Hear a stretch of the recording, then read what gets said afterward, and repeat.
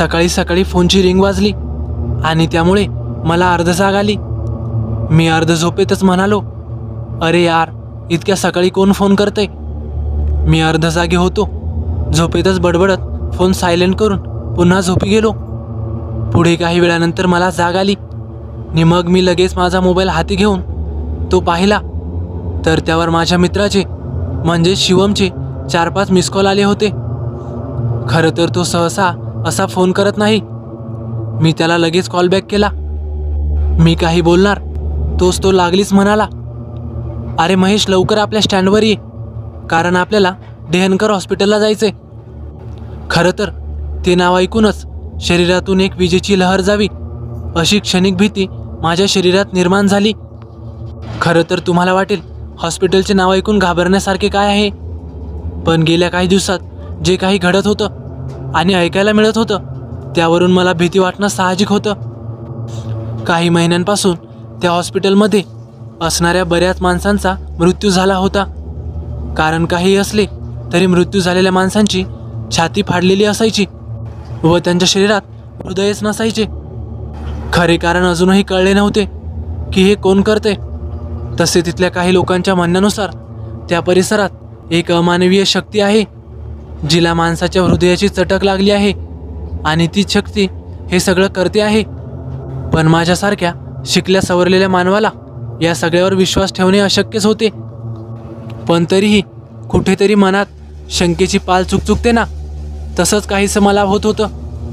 म्हणून मी पटकन कशीबशी तयारी करून स्टँडवर पोहोचलो, तर तिथे शिवम माझी वाट पाहत थांबला होता।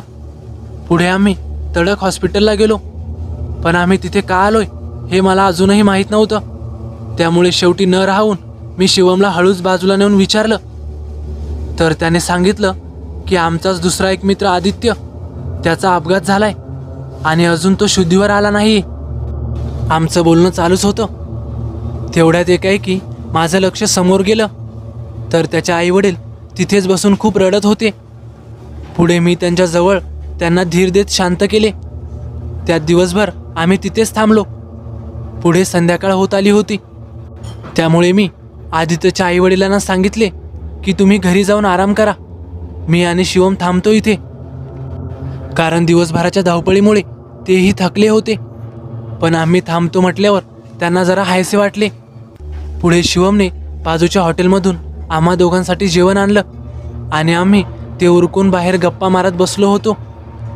पुढे रात्रीचे साधारण 11 वाजत आले होते, त्यामुळे वर्दळ कमी होत होती आणि वातावरण अगदी शांत होत होतं। पण हॉस्पिटलमध्ये रुग्णांच्या खोकण्याचा, कुजबूज करण्याचा आवाज शांततेला चिरत कानावर पडत होता।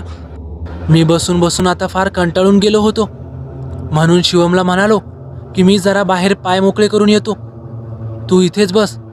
असे बोलून मी हॉस्पिटलच्या बाहेर पडलो, तर रस्त्यावरच्या लाईट्स बंद असल्यामुळे मिट्ट काळोख पसरला होता, त्यामुळे भीती वाटत होती। पण तरीही धीर धरून मी चालायला सुरुवात केली आणि अचानक रस्त्याच्या कडेलगतच्या झाडामागून एक जोराची किंकाळी ऐकू आली। तो आवाज ऐकून मी एकदम दचकलो आणि जागेवरच थांबलो। त्यात एकाएक इथे घडत असलेल्या प्रकाराची मला आठवण झाली आणि अंगावर सरकन काटा येऊन गेला। म्हणून मी कसलाही विचार न करता मागे वळालो आणि हॉस्पिटलमध्ये आलो। पुढे तिथे आल्यावर मी आणि शिवम आदित्यच्या शेजारी येऊन बसलो। बोलता बोलता शिवम झोपला, पण झालेल्या प्रकारामुळे माझी झोप उडाली होती। त्यात या परिसरातील लोकांच्या म्हणण्याप्रमाणे ती अमानवीय शक्ती हीच तर नसेल, या गोष्टीचा सोक्षमोक्ष लावायलाच हवा। तसे मी घड्याळात पाहिले, आता तर 1 वाजून गेला होता। म्हणून मी हॉस्पिटलच्या वॉचमॅनला सांगून त्याला घेऊन पुन्हा त्याच ठिकाणी गेलो। तिथे गेल्यावर मी त्याला त्याच झाडाकडे खुणावून म्हणालो की हे बघा, हेच ते झाड, इथूनच मला एक किंचाळी ऐकू आली होती, माहीत नाही नक्की काय प्रकार आहे। इतके बोलून मी मागे वळालो, तर मागे कोणीही नव्हतं। त्या काळोख्या निर्जन रस्त्यावर मी एकटाच होतो, त्यामुळे मी त्याला शोधू लागलो आणि शोधत शोधत त्या झाडाखाली आलो। त्या झाडावरून कसला तरी आवाज येत होता। मी सहजच म्हणून वर पाहिलं आणि माझी बोबडीच वळाली। भीतीने माझे हातपाय थंड पडले, तोंडातून एक शब्दही फुटत नव्हता, कारण त्या झाडावर एक बाई बसली होती. तिच्या तोंडातून रक्ताची लाळ सांडत होती. संपूर्ण चेहरा फाटला होता, शरीर जळालेलं होतं आणि जागोजागी कापलेलं.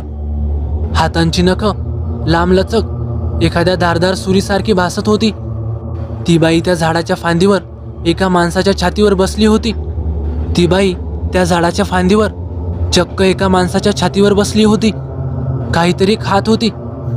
कदाचित त्याचं हृदय असावं. पुढे मी दबक्या पावलांनी मागे सरकलो, जेणेकरून माझी चाहूल तिला जाणवू नये. म्हणून मी काही अंतर गेल्यानंतर सरळ धावत सुटलो.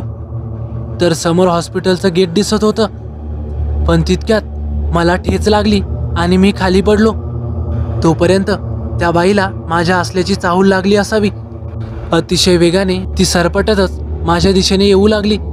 त्यात ठेच लागल्याने मी वेदनेने कळवळत होतो, पण तरीही धडपडत उठायचा प्रयत्न करू लागलो. पण शेवटी माझी धडपड व्यर्थ ठरली आणि मी तिच्या तावडीत सापडलो. तिने माझ्या पायाला धरून खेचले आणि माझ्या छातीवर बसून म्हणाली, मगाशी वाचलास पण आता नाही. आणि असं म्हणून विचित्र हसू लागली. हे पाहून भीतीमुळे माझ्या शरीरातील सगळा त्राण संपला होता. मला माझा मृत्यू अगदी समोर दिसत होता. त्यात माझं कुटुंब, मित्र सगळ्यांचे चेहरे डोळ्यासमोर एकाएक येऊन गेले. मी मनातून देवाचा धावा करू लागलो. तोच तिने माझ्या छातीत तिची टोकदार नखं खुपसायला सुरुवात केली आणि तितक्यात मला आवाज आला, महेश काय झालं? असा का पडला आहेस? चक्कर वगैरे आली की काय तुला? शिवम काळजीने विचारत होता. तेवढ्यात मी भानावर आलो आणि समोर पाहिलं तर ती बाई कुठेच दिसत नव्हती. हे पाहून मी प्रचंड घाबरलो होतो. म्हणून मला धीर देत शिवम आतमध्ये घेऊन गेला. तितक्यात मनात विचार आला की आज माझा मित्र देवासारखा धावून आला. पण हे प्रत्यक्षात घडलं की फक्त माझा भास आहे हे मला समजत नव्हतं. म्हणून तोच विचार करतच मी गाढ झोपून गेलो. सकाळी उठून घरी आलो तेव्हा छातीत चरचरत होतं. म्हणून सहजच मी शर्ट काढून पाहिले तर माझ्या छातीवर नखं खुपसण्याच्या खुणा होत्या.